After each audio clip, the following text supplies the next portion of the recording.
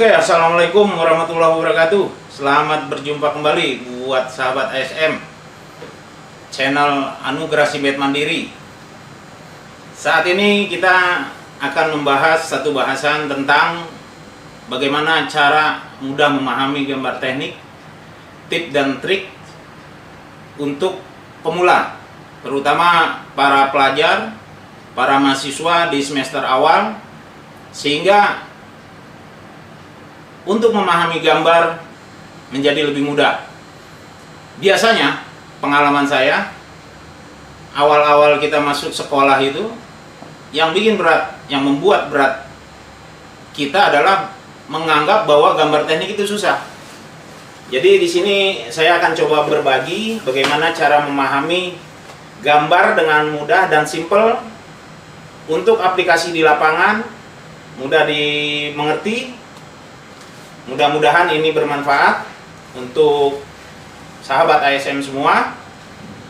Oke, sebelum kita mulai, ada baiknya teman-teman atau sahabat ASM like, subscribe, dan jangan lupa mencet tombol lonceng, sehingga setiap ada session berikutnya, kawan-kawan atau teman-teman dapat notifikasi dari YouTube secara otomatis. Karena di session menggambar ini saya bagi menjadi beberapa session sampai tuntas, sampai teman-teman mudah memahami.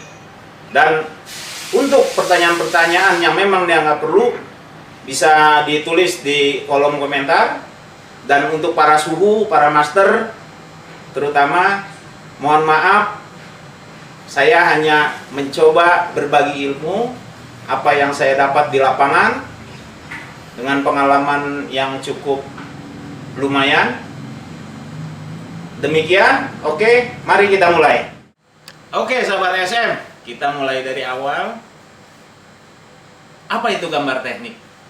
Gambar teknik itu adalah terdiri dari simbol, garis, dan lambang-lambang yang tegas, yang mewakili benda kerja yang akan dikerjakan atau merupakan informasi antara engineer, drafter, dengan tukang atau operator.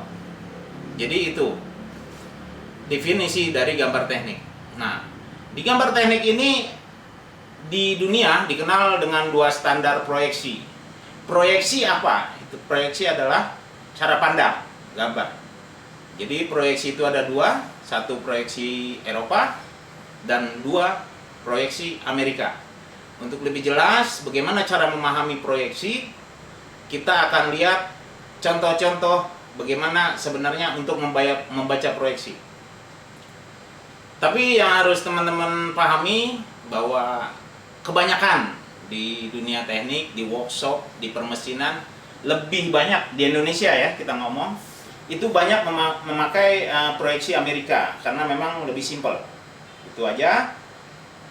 Mari kita lihat contohnya sebagai. Kita bicara proyeksi. Di sini saya ada benda kerja ya. Bentuknya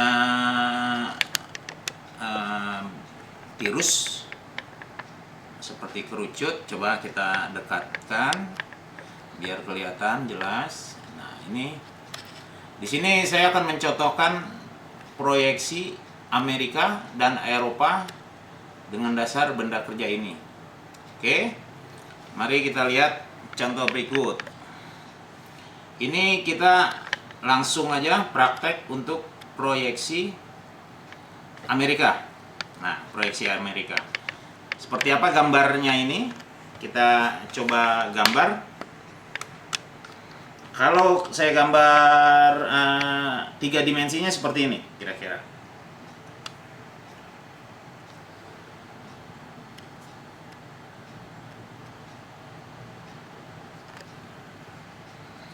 Ini ya, seperti ini. Nah, bicara tentang proyeksinya, apa itu, bagaimana itu proyeksi Amerika? Dalam istilah saya biasanya saya sebut kalau proyeksi Amerika itu ditarik, kalau proyeksi Eropa itu didorong. Nah, Bagaimana ditarik didorong? Oke, begini contohnya. Kita bicara proyeksi Amerika. Kalau Amerika, kita lihat tampak muka seperti ini. Kalau proyeksi Amerika itu ditarik begini. Nah, jadi kalau yang proyeksi Amerika itu yang tampak ini ya, kita bisa lihat garis ini, garis sini bawah dan samping. Jadi seperti ini ya. Nah, seperti ini. Ini untuk proyeksi Amerika. Nah, fungsi garis center itu adalah untuk poros. Nah, karena ini bentuknya bulat, kita gambarkan garis poros. Nah, proyeksi Amerika ditarik seperti ini. Berarti yang tampak adalah garis ini. Kalau kita lihat ini sebagai garis bantu kita, ini bulat seperti ini, dan ini bulat yang besar.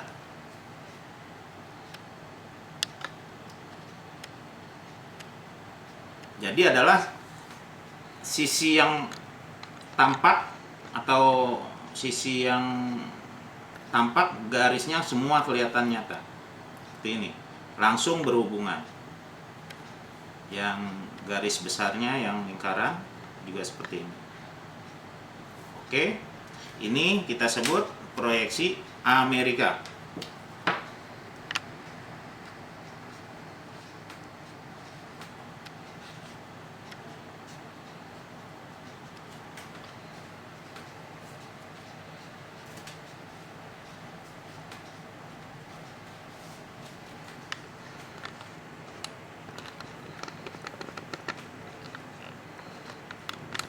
Oke.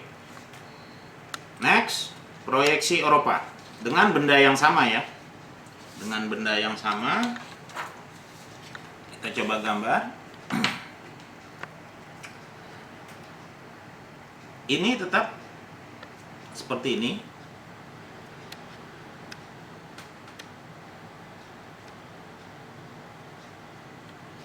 Nah, garisnya itu ditampakkan di sini.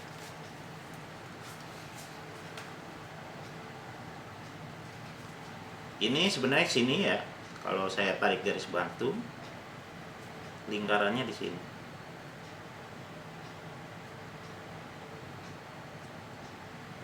Nah,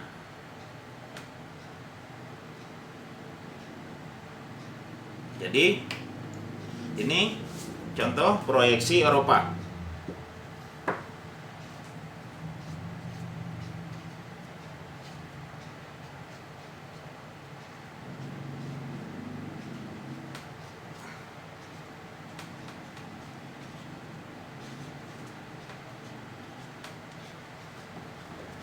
Jadi proyeksi Amerika itu ditarik, kalau proyeksi Eropa itu didorong.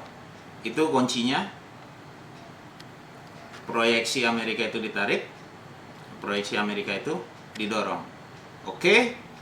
Untuk penjelasan proyeksi, fungsi garis, semuanya itu akan bisa kita lihat nanti di bagaimana cara menggambar simple. Bagaimana kita mengaplikasikan, mengukur benda, menggambar secara simpel. Disitulah kita bisa lihat fungsi-fungsi dari proyeksi dan fungsi garis yang sebenarnya. Jadi kalau belum jelas juga, coba diulang, dipahami penjelasan saya tentang proyeksi tadi. Karena kunci dari menggambar teknik itu, gambar teknik itu adalah dari pembacaan proyeksi. Dan untuk diketahui di Indonesia lebih banyak menggunakan proyeksi Amerika, karena memang benda atau garis yang tampak itu yang benar-benar terlihat, jadi lebih mudah. Oke, demikian tentang proyeksi. Terima kasih. Dengan penjelasan saya tadi mengenai proyeksi, sahabat SM dapat mengerti. Kalau memang masih ada yang kurang jelas, nanti bisa ditanya di kolom komentar. Insya Allah tim kami akan menjawab semua pertanyaan yang berkaitan dengan proyeksi. Kita lanjutkan untuk pengenalan garis. Garis-garis di gambar teknik, terutama teknik mesin, yang memang kebidangan saya itu khususnya adalah di mesin. Intinya untuk garis-garis itu sebenarnya banyak fungsi-fungsi, jenis-jenis garis, mulai dari garis nyata, garis tipis, garis putus titik putus, dan garis putus-putus. Fungsinya bermacam-macam. Kalau garis nyata itu untuk garis benda, garis yang nyata yang tampak terlihat oleh mata kita sebagai juru gambar atau desainer atau engineer. Sedangkan garis putus titik itu, garis center, biasanya digunakan untuk menggaris garis poros atau titik sumbu. Sedangkan garis putus-putus itu untuk menggambar area-area atau garis yang tidak tampak. Nah, kebanyakan memang dalam penggambaran garis putus-putus inilah yang membuat kita semua jadi agak sedikit lambat memahami gambar teknik. Oke, berikut penjelasan atau contoh-contoh garis yang tiga itu yang utama, yaitu garis nyata, tebal atau tipis, garis center, dan garis putus-putus. Oke, berikut penjelasan saya. Oke, sahabat SM, garis-garis itu jenis garis akan saya coba gambar satu persatu. Yang pertama adalah garis nyata tebal ya. Garis nyata tebal itu tebal begini, lurus, tebal. Itu fungsinya adalah untuk garis benda ya.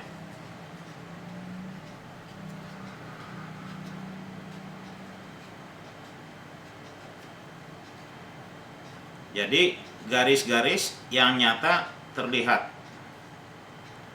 Oke. Untuk yang kedua adalah garis nyata tapi tipis. Tipis dia. Biasanya kalau di gambar teknik itu di ukuran 0,25 atau 0,2 mili. Itu garis. Kalau ini garis benda atau garis nyata tebal ya, yang pertama tadi.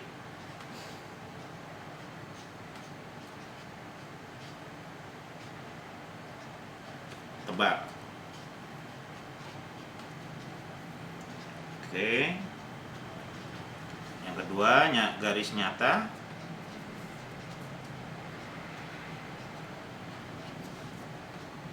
Atau garis nyata.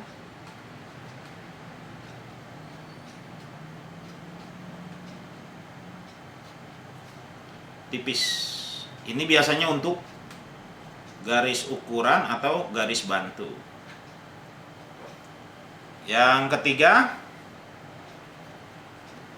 garis titik, garis titik, garis ini bisa dibilang garis center.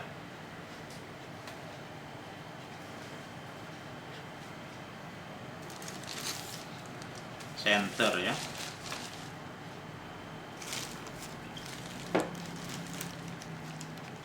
Ini fungsinya untuk garis poros atau garis sumbu di gambar teknik. Untuk nomor 4 yaitu garis putus-putus. Garis putus-putus.